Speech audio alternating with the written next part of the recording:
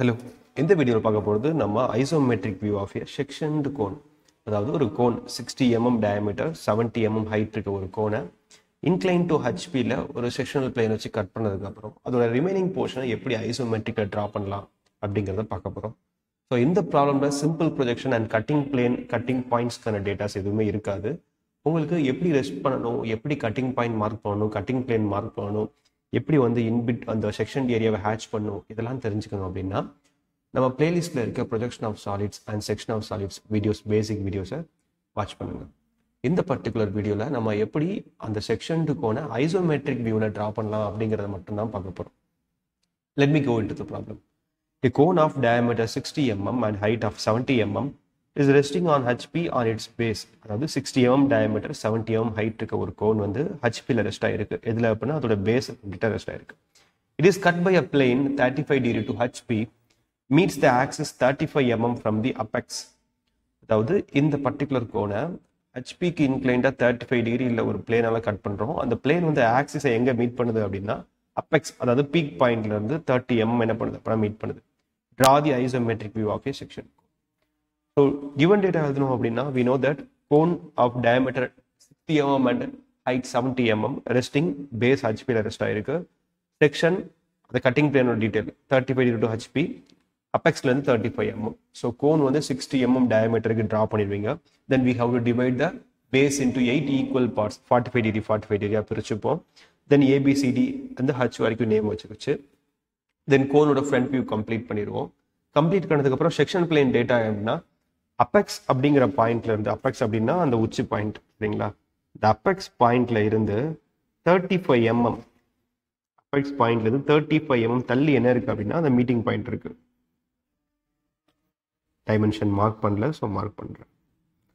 35 mm தள்ளி என்ன இருக்கு அப்படின்னா அந்த மீட்டிங் பாயிண்ட் இருக்கு. மீட்டிங் பாயிண்ட் வச்சிடும். மீட்டிங் பாயிண்ட் வச்சதுக்கு அப்புறம் செக்ஷனல் பிளேனோட ஆங்கிள் என்ன அப்படின்னா 35 டிகிரி.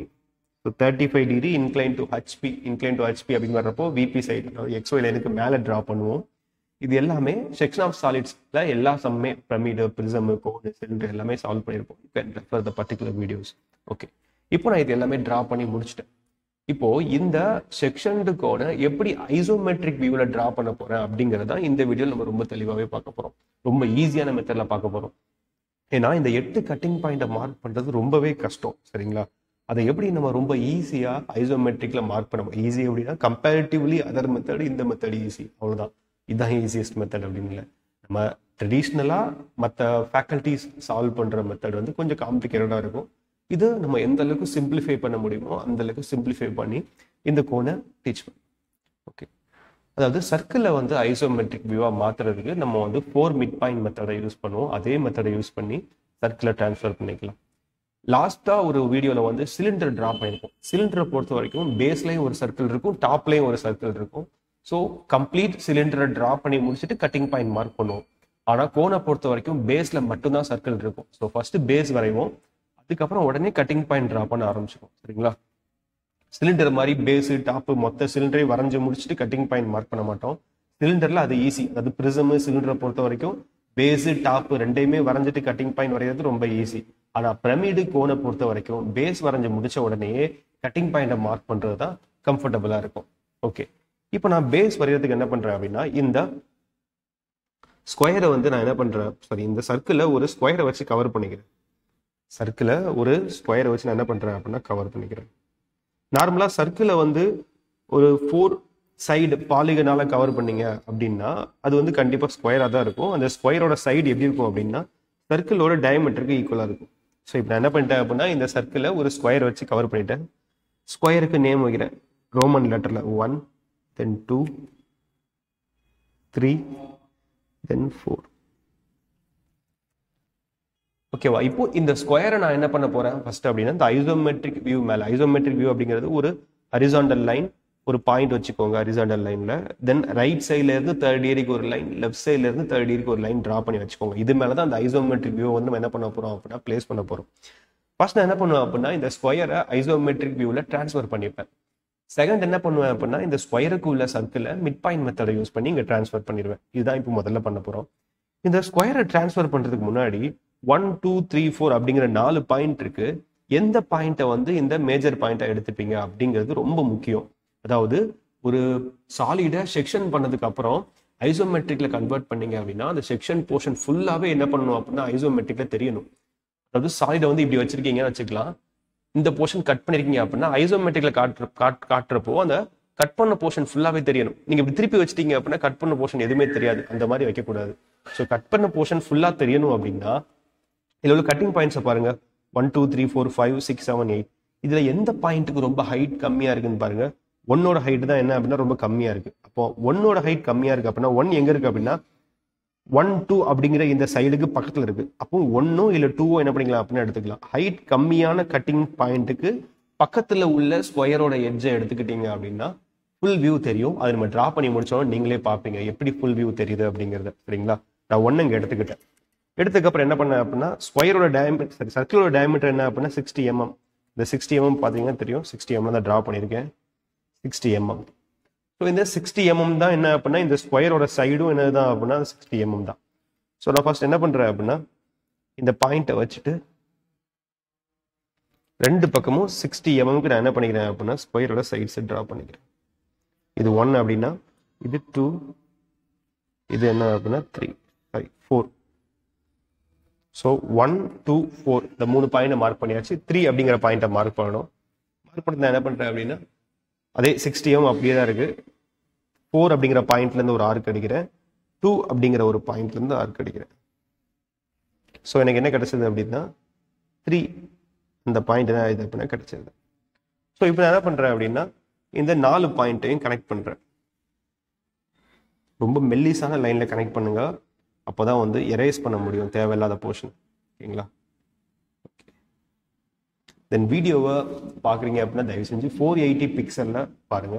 அப்போதான் வீடியோவில் பென்சிலில் ட்ரா பண்ணுறதுனால உங்களுக்கு அதில் உள்ள தெளிவான லைன்ஸ் எல்லாமே தெரியும். கம்மியான 360 240 144 போனீங்க அப்படின்னா உங்களுக்கு என்ன ட்ரா பண்ணோம் அப்படிங்கிறதே தெரியாது.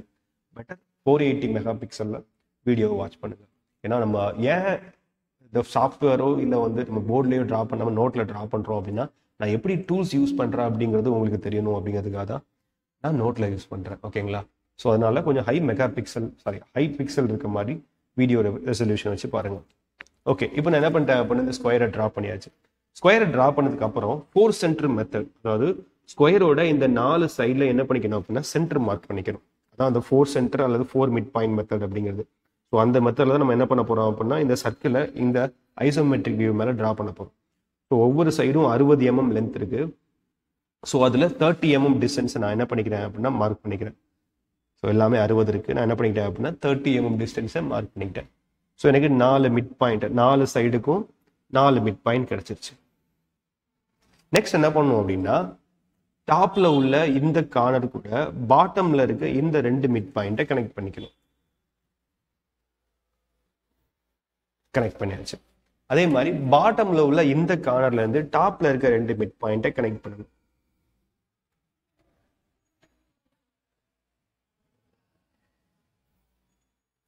கனெக்ட் பண்ணியாச்சு. தென் ஹரிசான்ல ஒரு லைன் டிரா பண்ணிக்கோங்க. அது எல்லாமே இந்த இன்டர்செக்ஷன் பாயிண்ட் வழியா போகும். இந்த மாதிரி இருக்கும். இதுக்கப்புறம் தான் என்ன அப்படின்னா இந்த சர்க்கிளை டிரா பண்றது எப்படின்னு பாருங்க. பாட்டம்ல உள்ள சென்டரை ரேடியஸா சென்டரா வச்சுட்டு இந்த டாப்ல உள்ள 2 மிட் பாயிண்ட்டை ரேடியஸா வச்சுட்டு என்ன பண்ணுங்க அப்படின்னா ஒரு ஆர்க் அடிங்க. அதே மாதிரி டாப்ல உள்ள இந்த கார்னரை சென்டரா வச்சுட்டு இந்த பாயிண்ட்டை ரேடியஸா வச்சுட்டு ஒரு ஆர்க் அடிங்க. ஸோ மேல ஒரு ஆர்க், கீழே ஒரு ஆர்க். அதே மாதிரி ரைட் சைட்ல இந்த இன்டர்செக்ஷன் பாயிண்ட்டை சென்டரா வச்சுட்டு டாப்ல உள்ள இந்த மிட் பாயிண்ட்டை, லெஃப்ட் சைட்ல உள்ள மிட் பாயிண்ட்டை ரேடியஸா வச்சுட்டு ஒரு ஆர்க் அடிங்க. அதே மாதிரி லெஃப்ட் சைட்ல உள்ள இந்த இன்டர்செக்டிங் பாயிண்ட்டை சென்டரா வச்சுட்டு என்ன பண்ணுங்க அப்படின்னா ஆர்க் அடிங்க. ஸோ டாப்பை சென்டரா வச்சுட்டு பாட்டம்ல ஆர்க் அடிக்கணும். பாட்டம் சென்டரா வச்சுட்டு டாப்ல உள்ள மிட் பாயிண்ட்டுக்கு ஆர்க் அடிக்கணும். ரைட் சைடு சென்டரா வச்சுட்டு ரைட் சைடே ஆர்க் அடிக்கணும். லெஃப்ட் சைடு சென்டரா வச்சுட்டு லெஃப்ட் சைடே ஆர்க் அடிக்கணும். கிளியரா? இப்போ நான் என்ன பண்ணிட்டேன் அப்படின்னா எல்லாத்தையும் மார்க் பண்ணியாச்சு. இதுக்கப்புறம் நான் என்ன சொன்னேன், பேஸ் வந்ததுக்கு அப்புறம் நேராக கட்டிங் பாயிண்ட் வரைஞ்சிருவோம் அப்படின்னு சொன்னேன். இப்போ கட்டிங் பாயிண்ட் மார்க் பண்றதுக்கு நம்ம என்ன பண்ணுவோம் அப்படின்னா முதல்ல பேஸ்ல கட்டிங் பாயிண்ட்டை மார்க் பண்ணிட்டு ஒவ்வொரு கட்டிங் பாயிண்ட்டையும் அது என்ன ஹைட்ல இருக்கோ அந்த ஹைட்டுக்கு நம்ம என்ன பண்ணுவோம் அப்படின்னா டிரான்ஸ்ஃபர் பண்ணுவோம். இப்படிதான் பண்ணுவோம் சரிங்களா. டைரக்டா எவ்வளவு ஹைட்ல இருக்கோ அதுல டிரா பண்ணிட முடியாது. முதல்ல பேஸ்ல அந்த கட்டிங் பாயிண்ட்டை மார்க் பண்ணிக்கணும். மார்க் பண்ணதுக்கு அப்புறம் நம்ம என்ன பண்ணணும், பேஸ்ல இருந்து ஒவ்வொரு கட்டிங் பாயிண்ட் எவ்வளவு ஹைட்ல இருக்கோ அதை மெஷர் பண்ணி என்ன பண்ணிக்கணும் அப்படின்னா மார்க் பண்ணிக்கணும். ஓகே, அது எப்படி பண்றேன் அப்படிங்கிறத பாருங்க. இதுல பாத்தீங்க அப்படின்னா இதுதான் பேஸ் என்ன பண்ணிட்டேன் அப்படின்னா ஒரு ஸ்கொயர் வச்சு கனெக்ட் பண்ணிட்டேன். இதுக்கப்புறம் கட்டிங் பாயிண்ட் இருக்கு. அந்த கட்டிங் பாயிண்ட் வழியா நான் என்ன பண்றேன் அப்படின்னா வெர்டிகல் லைன்ஸ் டிரா பண்றேன். Line number 1, line number 2, line number 3, sorry, then line number 4, line number 5. நான் கொஞ்சம் திக்கா வரைஞ்சிட்டேன், பட் நீங்க திக்கா வரைய தேவையில்லை. இதை நீங்க வந்து ஜஸ்ட் உங்களுக்கு தெரியணும் அப்படிங்கிறதுக்காக நான் என்ன பண்ணிட்டேன் அப்படின்னா திக்கா வரைஞ்சிட்டேன். இந்த ஒரு லைன் மட்டும் லைட்டா மிஸ் லைன் ஆயிடுச்சு.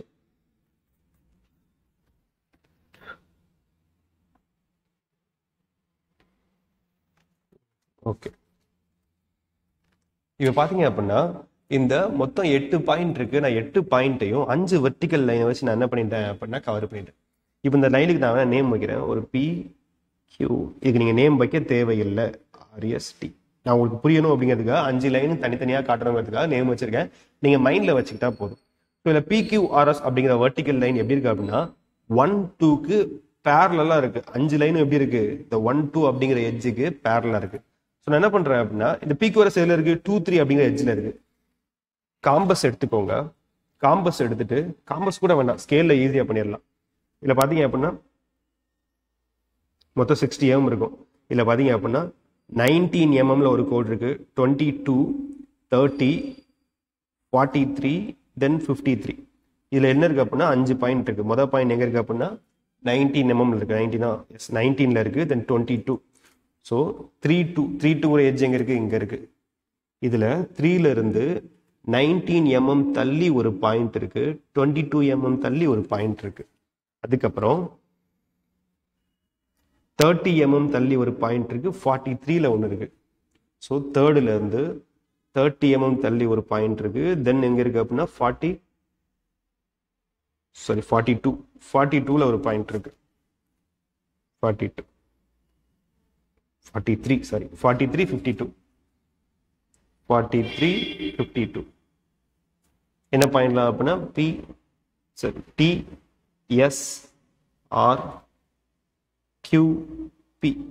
ஸோ அந்த 5 பாயிண்ட் என்ன பண்ணிட்டேன் அப்படின்னா மார்க் பண்ணிட்டேன். இதுக்கப்புறம் என்ன பண்ணணும் அப்படின்னா இது எங்க இருக்கு, 2, 3 அப்படிங்கிற எட்ஜில் 5 பாயிண்ட் என்ன பண்ணிட்டேன் அப்படின்னா மார்க் பண்ணிட்டேன். இந்த லைன்ஸ் எப்படி இருக்கு அப்படின்னா 1, 2க்கு பேரலா இருக்கு. ஸோ 1, 2 லைன் வச்சுக்கோங்க. 1, 2 லைனுக்கு பேரலா என்ன பண்ணுங்க அப்படின்னா 5 லைன்ஸை டிரா பண்ணுங்க. இது ஏன் பண்றோம் அப்படின்னா இந்த 5 லைன் மேலதான் என்ன இருக்கு அப்படின்னா உங்களோட கட்டிங் பாயிண்ட் இருக்கு. அந்த கட்டிங் பாயிண்ட்டை மார்க் பண்றதுக்காக தான் என்ன பண்றேன் அப்படின்னா இந்த 5 லைனை அப்படியே நான் ரிப்பீட் பண்றேன். இப்போ இந்த 5 லைனும் இப்போ ஐசோமெட்ரிக் மேல வந்துருச்சு அப்படின்னா இந்த 5 லைனுக்கு மேல உள்ள பாயிண்ட்ஸை நான் அப்படியே டைரக்டா இதுல பேஸ்ல மார்க் பண்ணிடுவேன். நிறைய பேர் என்ன பண்ணுவாங்க அப்படின்னா ஹரிசாண்டல் வெர்டிக்கல் லைன்ஸை டிரா பண்ணி ஒவ்வொரு பாயிண்டா மார்க் பண்ணுவாங்க. அது ரொம்ப கஷ்டமா இருக்கும். இது ரொம்பவே ஈஸியா இருக்கும். ஸோ எப்படி டிரா பண்ணோம், எல்லா கட்டிங் பாயிண்ட் வழியாவும் நான் வெர்டிக்கல் லைன் வரைஞ்சேன். அது எப்படி இருக்கு அப்படின்னா 1 வழியா ஒரு லைனு, 2, 8, 3, 7, 6, 4, 5 அப்படின்னு 5 வெர்டிக்கல் லைன் வரைஞ்சேன் அப்படின்னா எனக்கு 8 பாயிண்ட் என்ன ஆயிருச்சு அப்படின்னா கவர் ஆயிடுச்சு. இதுக்கப்புறம் நான் என்ன பண்ணேன் அப்படின்னா அந்த 5 வெர்டிக்கல் லைனை அப்படியே எங்க இருக்கோ அதை அப்படியே மெஷர் பண்ணி என்னோட ஐசோமெட்ரிக்ல வரைஞ்சிட்டேன். இப்போ என்ன பண்றேன்னு பாருங்க. ஸோ Pல இருந்து 1க்கு டிஸ்டன்ஸை மெஷர் பண்றேன். Pல இருந்து 1க்கு மெஷர் பண்றேன். ஸோ P அப்படிங்கிற பாயிண்ட்ல இருந்து 1க்கு என்ன பண்றேன் அப்படின்னா டிஸ்டன்ஸை மார்க் பண்றேன். Point number 1. அதே மாதிரி Q லைன்ல Qல இருந்து 2, சாரி, Q லைன்ல என்ன பண்றேன் அப்படின்னா 2க்கு மெஷர் பண்றேன். Qல இருந்து 2. அதே மாதிரி Qல இருந்து 8. ஸோ என்ன பண்ணியிருக்கேன் அப்படின்னா 2 அப்படிங்கிற பாயிண்ட் குட்டியா எழுதுறேன் சரிங்களா. 2, தென் இது என்ன அப்படின்னா 8. அதே மாதிரி R அப்படிங்கிற லைன்ல இருந்து 3 மெஷர் பண்றேன். ஸோ R அப்படிங்கிற லைன்ல இருந்து 3. அதே மாதிரி Rல இருந்து நான் என்ன பண்றேன் அப்படின்னா 7 மெஷர் பண்றேன். ஸோ Rல இருந்து 7. அதுக்கப்புறம் நெக்ஸ்ட் என்ன பண்ணுறேன் அப்படின்னா எஸ்ல இருந்து 4 மெஷர் பண்ணுறேன். எஸ்ல இருந்து 4 மெஷர் பண்ணுறேன். ஸோ எஸ்ல இருந்து 4 மார்க் பண்ணுறேன். தென் எஸ்ல இருந்து என்ன பண்ணுறேன் அப்படின்னா 6 மெஷர் பண்ணுறேன். எஸ்ல இருந்து 6 மார்க் பண்ணுறேன். 6. தென் டீல இருந்து என்ன பண்ணுறேன் அப்படின்னா 5 மெஷர் பண்ணுறேன். டீல இருந்து 5 மார்க் பண்ணியாச்சு. 5. ஸோ இப்போ ஈஸியாக நான் என்ன பண்ணிட்டேன் அப்படின்னா இங்கே இருக்க 8 கட்டிங் பாயிண்ட்டையும் இந்த பேஸில் கொண்டு வந்து நான் என்ன பண்ணிட்டேன் வச்சுட்டேன். நார்மலாக இந்த கட்டிங் பாயிண்ட்டை மெஷர் பண்ணி மார்க் பண்ணுறதுக்கு ஒரு ஹரிசாண்டல் லைன், ஒரு வெர்டிக்கல் லைன், ஒரு அதே மாதிரி 8 ஹரிசாண்டல் 8 வெர்டிக்கல் லைன் போட்டு தான் ட்ரெடிஷ்னலாக அதை கன்வெர்ட் பண்ணுவாங்க. ஆனால் நம்ம அந்த 5 வெர்டிக்கல் லைன் போட்டு அந்த வெர்டிக்கல் லைன்லேயே நம்ம என்ன பண்ணிட்டோம் அப்படின்னா ஈஸியாக மார்க் பண்ணிட்டோம். சரிங்களா? ஓகே. இப்போ கட்டிங் பாயிண்ட் எல்லாம் பேஸ்ல இருக்கு ஆக்சுவலா இல்ல அப்படிதானே? அது வந்து ஒரு பர்டிகுலர் ஹைட்ல தான் என்ன இருக்கு, அந்த கட்டிங் பாயிண்ட் எல்லாமே இருக்கு. அந்த ஹைட்டை தான் நம்ம என்ன பண்ண போறோம் அப்படின்னா மெஷர் பண்ணி மார்க் பண்ண போறோம். அதுக்கு நான் என்ன பண்றேன் அப்படின்னா எல்லா கட்டிங் பாயிண்ட் வழியாகவும் நான் என்ன பண்றேன் அப்படின்னா வெர்டிக்கல் லைன்ஸை டிரா பண்றேன். எல்லா கட்டிங் பாயிண்ட்லும் ஒரு வெர்டிக்கல் லைன்.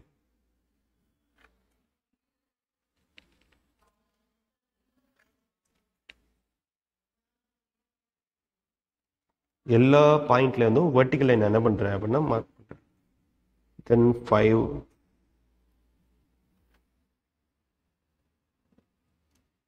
6 இந்த மாதிரி என்ன பண்ணிட்டேன் அப்படின்னா எல்லா கட்டிங் பாயிண்ட் வந்து வெர்டிக்கல் லைனை மார்க் பண்ணுறேன். இதுக்கப்புறம் ஒவ்வொரு கட்டிங் பாயிண்டோட ஹைட்டையும் மெஷர் பண்ணி நான் மார்க் பண்ண போறேன். ஃபர்ஸ்ட் பாயிண்ட் நம்பர் 1 அதோட வெர்டிக்கல் லைன் இருக்குல்ல, இதான் பாயிண்ட்ல 1ல உள்ள ப்ரொஜெக்டார் லைன் அப்படிதானே, அதோட வெர்டிக்கல் டிஸ்டன்ஸா மெஷர் பண்ணும். ஸ்லாண்டிங் லைனை போய் மெஷர் பண்ணிடக்கூடாது. எங்க மெஷர் பண்ணணும்? ஸ்லாண்டிங் லைனை மெஷர் பண்ணக்கூடாது. அதோட வெர்டிக்கல் லைனை தான் என்ன பண்ணணும் அப்படின்னா மெஷர் பண்ணும் 1ல இருந்து. ஸோ இதுதான் என்னோட ஆக்சுவல் பாயிண்ட் நம்பர் 1. அதுக்கப்புறம் 2 and 8 2 and 2 ஒரே ஹைட் தான் இருக்கு. 2 8 தான் இருக்கு, ஒரே ஹைட் தான் இருக்கு. அதோட வெர்டிக்கல் டிஸ்டன்ஸை மெஷர் பண்ணிட்டேன். from 2 from 8 பாயிண்ட் நம்பர் 2 இது என்ன அப்படின்னா பாயிண்ட் நம்பர் 8. ரொம்ப கேர்ஃபுல்லாக மார்க் பண்ணணும், ஒன்றுக்கு ஒன்று ஓவர்லாப் ஆகிட்டே இருக்கும். தென் என்ன அப்படின்னா 3 and 7 3 7 மெஷர் பண்ணிட்டேன். 3 எங்க இருக்கு அப்படின்னா இந்த இடத்துல இருக்கு. 3 and 7 point number 3 point number 7. Then next என்ன அப்படின்னா 6 and 4 6 then 4.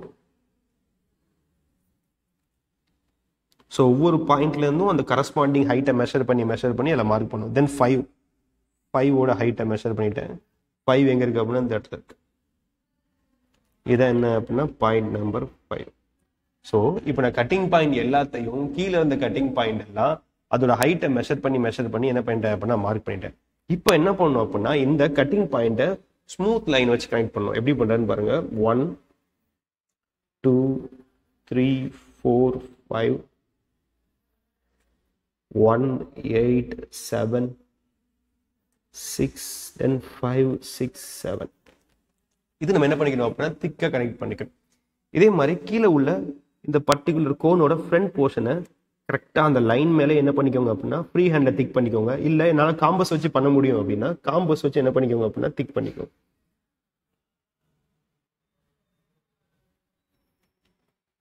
திக் பண்ணிட்டு கீழே உள்ள கர்வும் மேலே உள்ள கர்வுக்கும் டேஞ்சென்ஷியலாக என்ன பண்ணுங்க அப்படின்னா ஒரு லைன் ட்ரா பண்ணுங்க. இந்த லைன் எப்படி இருக்கணும் அப்படின்னா மேலே உள்ள இந்த கர்வுக்கும் கீழே உள்ள கர்வுக்கும் டேஞ்சென்ஷியலாக இருக்கணும். தென் ரிமைனிங் போர்ஷன் கனெக்ட் பண்ணுங்க, எங்கேயும் இன்டர்செக்ட் ஆகக்கூடாது. அதே மாதிரி இந்த பக்கம் உள்ள கர்வுக்கும் இந்த பக்கம் உள்ள கர்வுக்கும் என்ன பண்ணுங்க அப்படின்னா டேஞ்சென்ஷியலா ஒரு லைன் டிரா பண்ணுங்க. தென் இதோட பேஸை என்ன பண்ணிக்கோங்க அப்படின்னா திக் பண்ணிக்கோங்க. இப்போ இந்த செக்ஷனல் போர்ஷனை 45 டிகிரிக்கு என்ன பண்ணிக்கோங்க அப்படின்னா ஹேட்ச் பண்ணிக்கோங்க. 45 டிகிரிக்கு லைன் டிரா பண்ணிக்கோங்க இந்த செக்ஷன் போர்ஷனுக்குள்ள. கொஞ்சம் ஆப்டிமைஸ்டான திக்னஸ்ல, ரொம்ப திக்கா இல்லாம ஆப்டிமைஸ்டான திக்னஸ்ல ஒரு 3 or 4 mm கேப்ல அப்ராக்சிமேட்லி 45 டிகிரி ஆங்கிள் இருக்க மாதிரி என்ன பண்ணிக்கோங்க அப்படின்னா இந்த ஹேட்சிங் லைன்ஸை பிளேஸ் பண்ணிக்கோங்க. இப்போ நமக்கு என்ன வந்துச்சு அப்படின்னா நம்மளோட செக்ஷன்டு கோன் கம்ப்ளீட்டாக ஐசோமெட்ரிக்காக மாறி நின்றுச்சு. ஓகேங்களா? This is how we can draw isometric view of a sectioned cone. Okay, thank you.